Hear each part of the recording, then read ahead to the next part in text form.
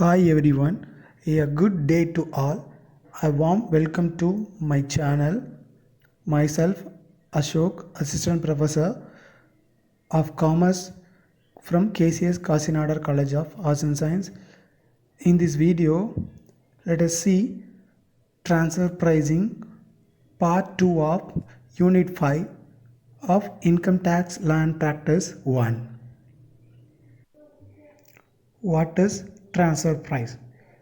A price at which one person transfer physical goods and intangibles or provides service to another person is called as the transfer price. Let us see what is transfer pricing. Transfer pricing is the act of pricing physical goods and intangibles or service when the same is transferred to another person.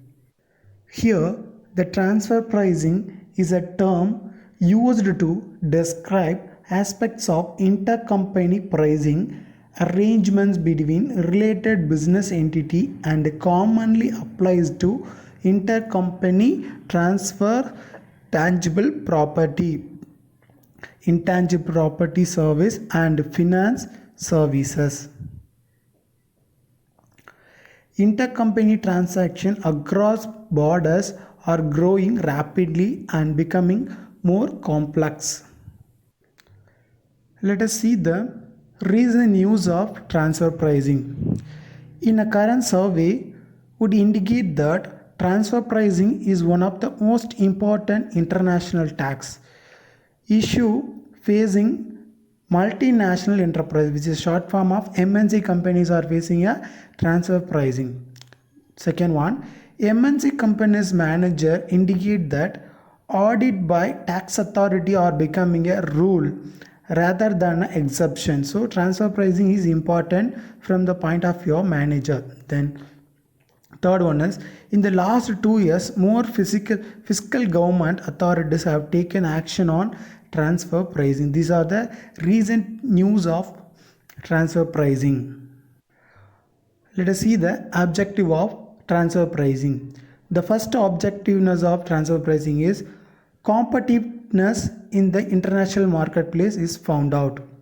Then to reduction of tax and tariff, transfer pricing is implemented. To manage of cash flow, transfer pricing is important. To minimization of foreign exchange risk, transfer pricing is important one. Then the fifth one is avoidance of conflicts with home and host government over tax issues and repatriation of profit, transfer pricing is important. Then the sixth one is internal concerns, goal concurrence or subsidiary manager motivation, transfer pricing is important. Methods of transfer pricing. There are 5 methods of transfer pricing. Let us see one by one. The first method is CUP method. It is an abbreviation of comparable and controllable price method. In this method, price is compared with the property or service provided to the one another country. Here I have clearly stated that it is a comparison of price changed to UE and it requires high degree of comparability of products and functions such as quality, controllable terms and geographical market. These are the comparison factor for controllable, comparable, uncontrolled pricing method. Here, price is charged for property or service which is comparable to one another. The second one is resale price method. In this method, comparison with gross profit or reseller margin appropriate when value addition done by enterprise is mostly relating to selling and distribution. The third method is cost plus method. In this method, profit marking of cost is being compared with cost. It provides both compensation for the performance of manufacturing or service functioning and a term on capital invested and risk assumed appropriate when tested enterprise is into significant value adding activities, and it is a lack of reliable comparable data is an issue. The fourth method is profit split method. Here, arriving at the total profit from the transaction and split them among partners based on their contribution. And it involves unique intangibles or multiple transactions which are so interrelated that they cannot be evaluated separately. So it should be calculated both a manner. The fifth method is TNM method. It is an abbreviation of transactional net margin method. In this method, net profit is compared in relation to a appropriate base such as cost, sales or asset, and it is a different function between enterprise may lead to variation of gross profit margin but still earn broadly similar levels of net profit. So these are the methods of transfer pricing. So let us see the effects of transfer pricing implemented.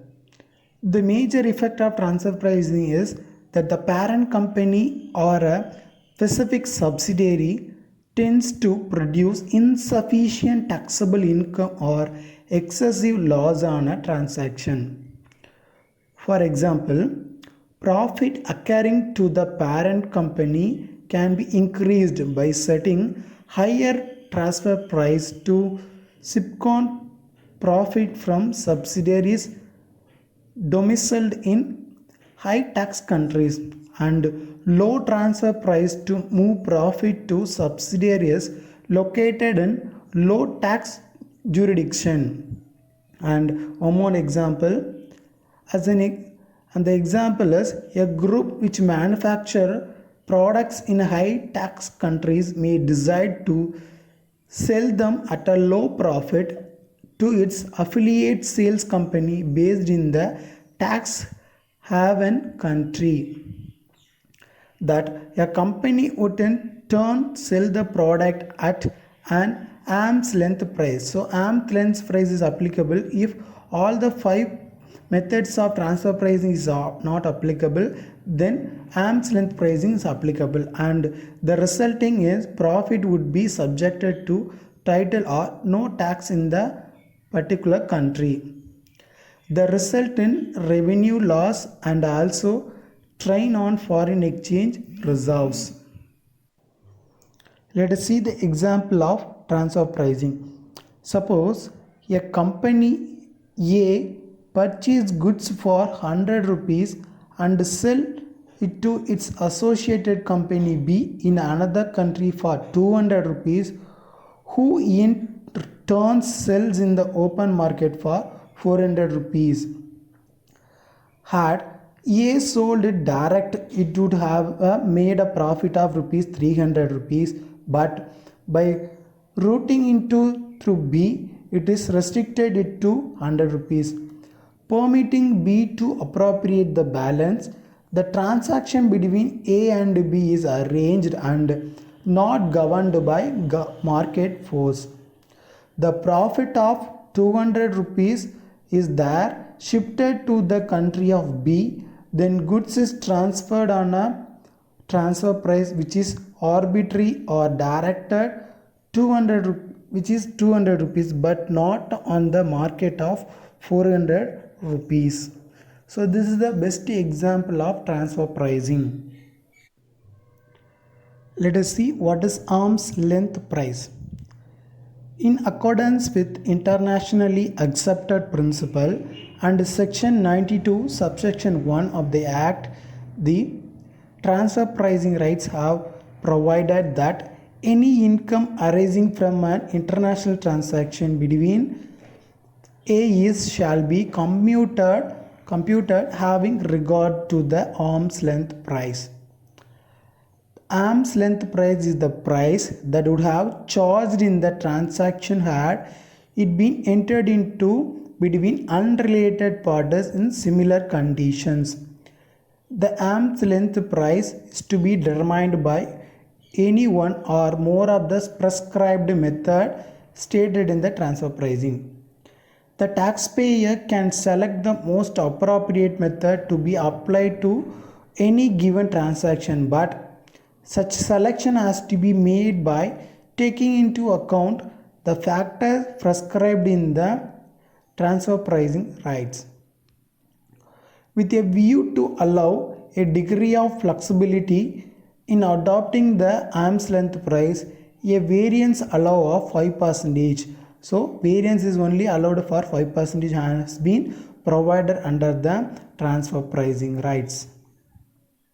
So let us see the principle and section of 92 of the arm's length price. Arm's length principle state that price set for transaction between group entities should for tax purpose, and it is derived from price which would have been applied by unrelated parties. I already told that it is unrelated party in similar transactions. So similar transaction only arm's length price is applicable under similar condition in the open market, and it should be the open market price.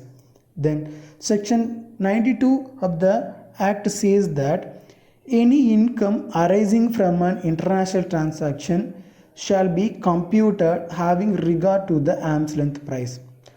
Simply we can say that for the removal of doubts, it is here clarified that the allowance for any expenses or interest arising from an international transaction shall also be determined having regard to the arm's length price. So this is the related to the section 92 of the arm's length price. Thank you very much. I hope that you are able to understand what is transfer pricing, how it is implemented, then what are the methods of transfer pricing, then arm's length price and its principle.